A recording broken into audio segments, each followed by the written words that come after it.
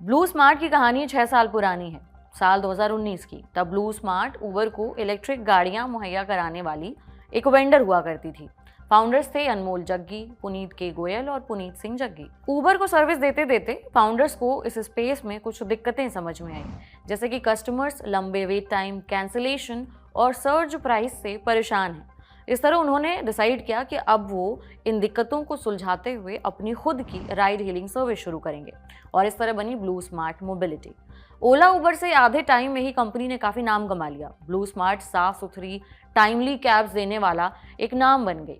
अब आप दिल्ली एनसीआर में अगर आप रहते हैं या फिर बैंगलोर में रहते हैं तो आपको सड़कों पर ब्लू स्मार्ट की वो नीली धारी वाली गाड़ियाँ बड़ी तादाद में नज़र आ जाएंगी।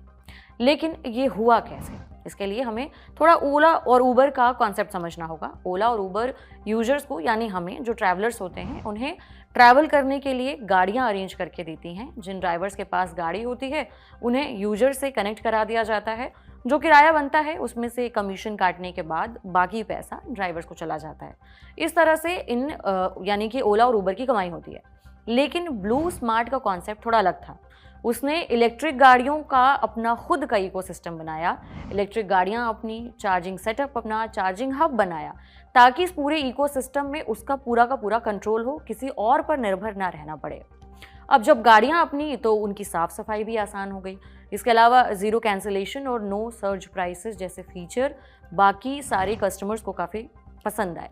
और तो और जो दाम थे वो भी बाकी कंपनीज के मुकाबले काफ़ी सस्ते थे।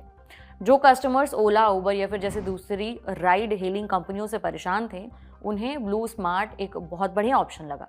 ब्लू स्मार्ट ड्राइवर्स के बीच भी इक्वली पॉपुलर था। कंपनी ने ड्राइवर्स को वादा कर रखा है कि कुछ भी हो जाए उन्हें 2800 रुपये प्रतिदिन का मिनिमम बिजनेस तो मिलेगा ही।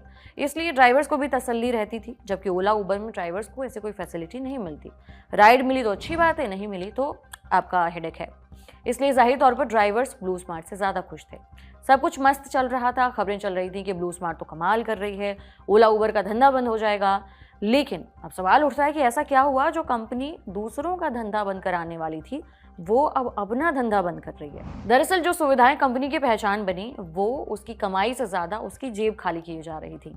कंपनी को हर महीने 20 करोड़ से ज़्यादा सिर्फ ऑपरेशंस चलाने में खर्चना पड़ रहा था। कंपनी के फाउंडर अनमोल सिंह जग्गी और पुनीत सिंह जग्गी के पास कंपनी में 25% हिस्सेदारी है।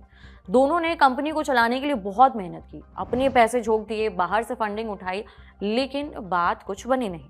कंपनी के फाउंडर नई फंडिंग नहीं जुटा पा रहे हैं, कोई भी नया इन्वेस्टर कंपनी में पैसे डालने से हिचक रहा है। दूसरा बड़ा झटका लगा पेरेंट कंपनी की तरफ से। पेरेंट कंपनी है जेनसोल इंजीनियरिंग, जो सोलर मैन्युफैक्चरिंग फील्ड में काम करती है। ब्लू स्मार्ट के पास इस टाइम 8000 से ज़्यादा इलेक्ट्रिक गाड़ियां हैं। इसमें से 5000 से ज़्यादा जेनसोल इंजीनियरिंग की हैं, यानी उसकी पेरेंट कंपनी की हैं। बाकी कुछ खुद ब्लू स्मार्ट की खरीदी हुई हैं और कुछ थर्ड पार्टी से किराए पर ली हुई हैं।